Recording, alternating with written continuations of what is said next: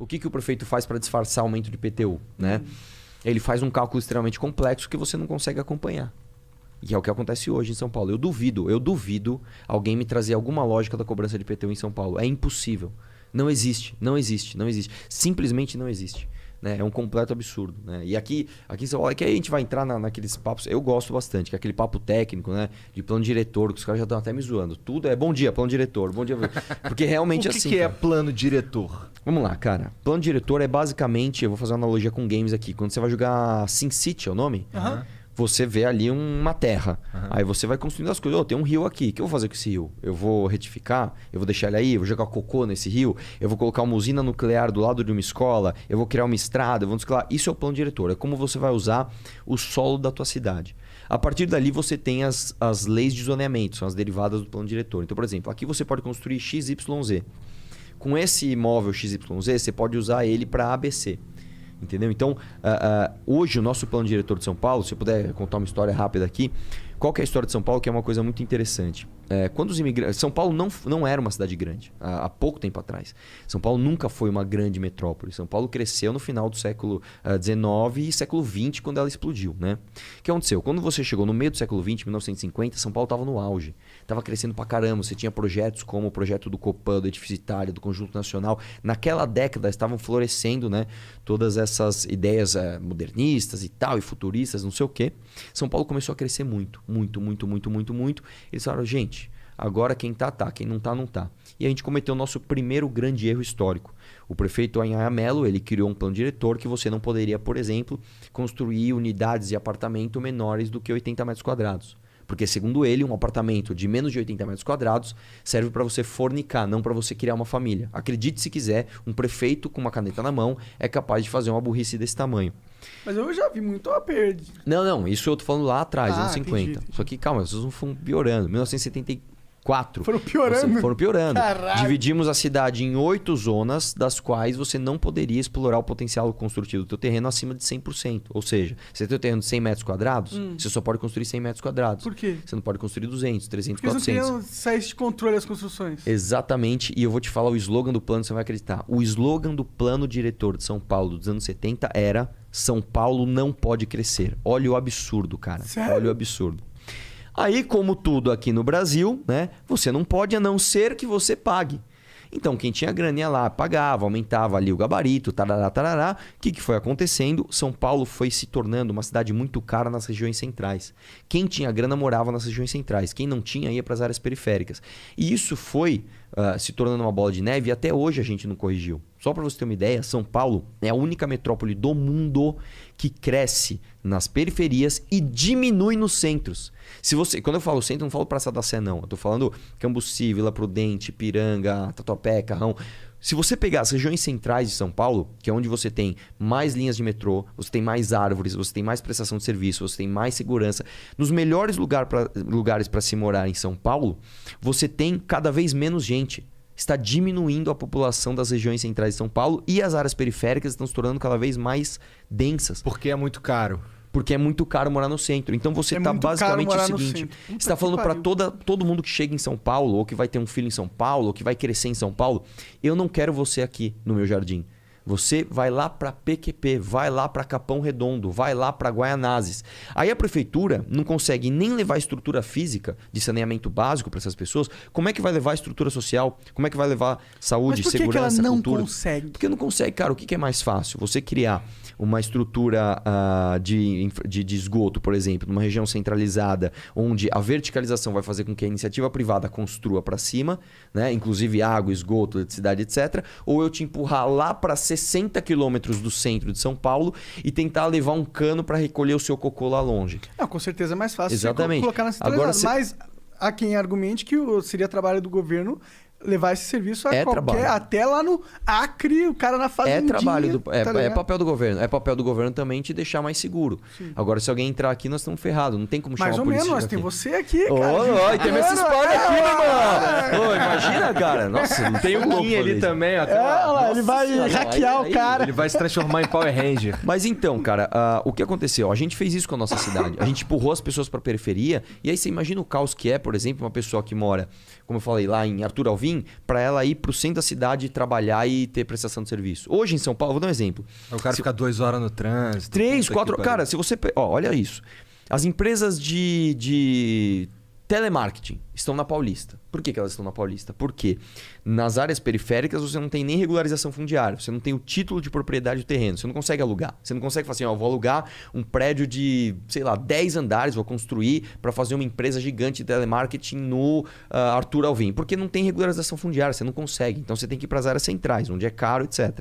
Só que o operador de telemarketing está na periferia. Você está dando um recado para a cidade. Nós vamos continuar privilegiando quem mora no centro e empurrar a mão de obra lá para longe. Você está fazendo uma fábrica de pessoas excluídas do que a gente chama de hegemonia de uma cidade. Então nós temos que fazer o contrário. E essa é a parte que me empolga muito. E é por isso que nós temos uma missão aqui. Ó. Eu estou até falando mais sério hoje, porque realmente o papo tá ficando assim, preocupante, cara. Nós estamos há um mês de eleição e as pessoas não estão falando dessa porcaria aqui, cara. Eu gosto dos seus papos porque eles são bem... me ensinam muitas coisas. Então, mas eu até peço desculpa de trazer um clima um pouco mais pesado e técnico aqui. De boa. Mas é o seguinte, nós temos uma missão. Eu não tô aqui mais expondo a minha vida, arriscando minha vida da minha família só pra também ganhar like. Tá na hora de transformar isso em coisa real. O que acontece é o seguinte, velho.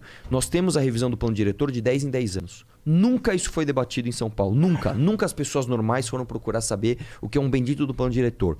Nós temos a chance agora. Ah, é? A revisão é agora em 2021. Caralho. É agora. Meu irmão, se não fizer agora, só em 2032.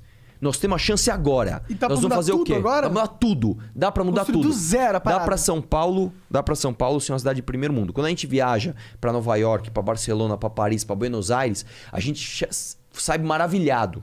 Nossa, cara, desci a pé, fui de maneira segura a pé até um restaurante, tinha um pet shop, tinha um açougue, tinha um bistrozinho, tinha não sei o que lá. Por que aqui em São Paulo a gente não tem?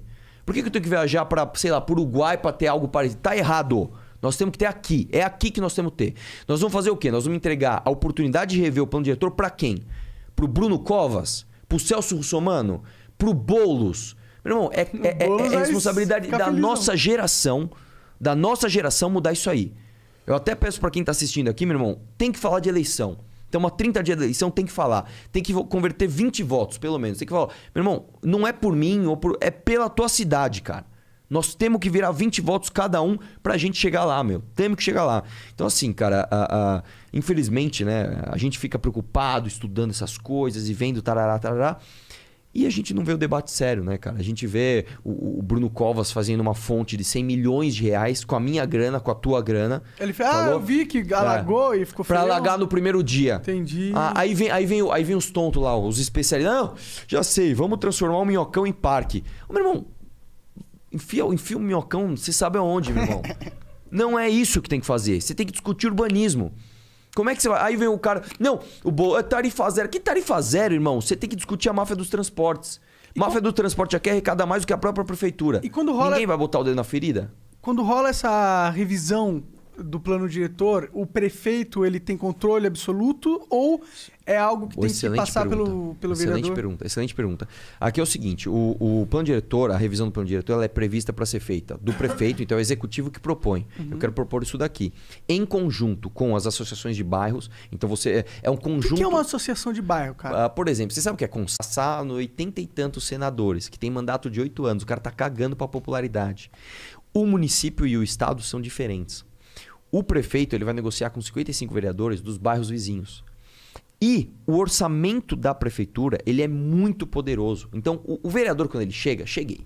Eu quero me reeleger, isso que eu quero. Então, o que eu quero? Eu quero que daqui 4 anos o prefeito me dê uma emenda para eu reformar uma quadra lá do meu bairro.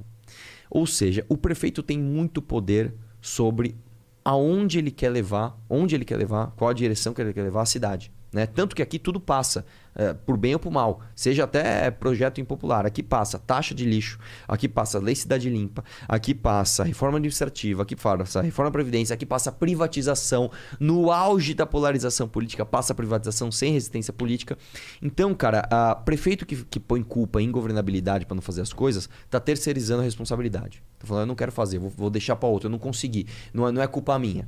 Dá para fazer sim. Então, assim, eu vou te falar, eu tô assim, empolgado, cara. Assim, eu tô dedicando a minha vida para ter essa oportunidade de fazer eu e a minha equipe é a revisão do plano diretor, porque a gente vai transformar São Paulo numa cidade incrível. Cara, eu queria que mantivesse negócio das ciclovias, mano. Acho Sim. Da hora, cara. Por mais que seja um negócio de esquerda, eu tenho um monociclo agora. Sim. E eu queria andar nas ciclofaixas. Por que é um bagulho de esquerda? Porque é a pauta do Haddad, né? O PT ficou famoso aqui em São Paulo por fazer ciclovia, ciclofaixa em tudo que é canto. Não, na verdade não é pauta de esquerda. Mobilidade urbana e inovação tecnológica, na verdade, foram apropriadas para essa galera, né? Mas não, cara, ciclovia é uma coisa boa, ciclovia é uma coisa maravilhosa. Não da forma que foi feita. Poderiam ser bem mais fodas, né? Exatamente, mas isso, poderiam ser mais baratas. Acaba numa parede. Não, cara, tem uma ciclovia, eu não vou lembrar agora o nome da rua, cara, que é uma faixa que parece uma ciclovia da morte. Meu irmão, eu a pé ali eu ia ficar com medo, imagina de bike, não dá. Então o negócio tem que ser bem feito e mais do que isso. Ela não pode ser recortada em locais de interesse, por exemplo. Também tem que tomar cuidado aqui, como vai falar, para não tomar processo. Mas o Haddad teria recortado ali a ciclofaixa de alguns lugares porque ele conhecia os donos dos comércios. E realmente tem lugares em São Paulo que os recortes não têm o menor sentido. Você está numa reta assim, de repente faz um corte aqui. Por quê? Porque nesse quarteirão tem um negócio que é do amigo de não sei quem. Então, assim, se você for fazer rota de ciclovia política, você tá ferrado. Você tem que fazer ela técnica. Tem que ser, pensar em qual a maneira mais fácil do cara chegar do ponto A ao ponto B. Mas você quer ver mais importante do que a ciclovia em si? Trazer para cá inovação tecnológica. Por que São Paulo? Meu irmão, nós temos 12 milhões de habitantes. Aqui no Brasil, cara, vocês trabalham com game, vocês sabem. Aqui no Brasil é um mercado promissor para tudo. Para cinema, para arte, para game, para aplicativo de transporte é o paraíso. Só não se desenvolve tecnologia aqui em São Paulo porque nós temos leis e contratos absurdos. Por que aqui em São Paulo, por exemplo, a gente não pode ter o buzzer, o U-Bus, né? Que é basicamente o Uber do ônibus? Por que a gente não pode ter o não Uber pode ter? Não pode. Por que a gente não pode ter o Uber das vans? Van é uma coisa boa. Cara, quando eu era criança eu pegava a van, era R$1 e ia até o metrô todo a pé. Sim. Van é uma coisa boa, tem que ter. É um serviço, né? Exatamente, cara. Por que a gente não pode ter bicicleta, patinete, skate? Por que a gente não pode, sei lá, mochila voadora? Tem que ter, meu. Tem que ter. Obrigado por ter assistido mais este corte. E agora eu vou ter que te dar aquela dica monárquica que é o inglês. O inglês é fundamental, cara. Se eu não soubesse inglês, eu não estaria aqui. Isso é muito verdade. Se você acompanha o Flow, você sabe disso. Então, vai aprender inglês, que é muito importante, cara. Tem um curso muito fera da wiseuponline.com.br/flow, ok? Esse é o link para você acessar. Tem mais de 300 horas de conteúdo ali, tem professores nativos falando sobre vocabulário, sobre gramática, tem também documentários sobre situações reais que você pode viver lá fora e muitas outras coisas. Vai lá conferir, vai aprender inglês, que é importante, wiseuponline.com.br/flow.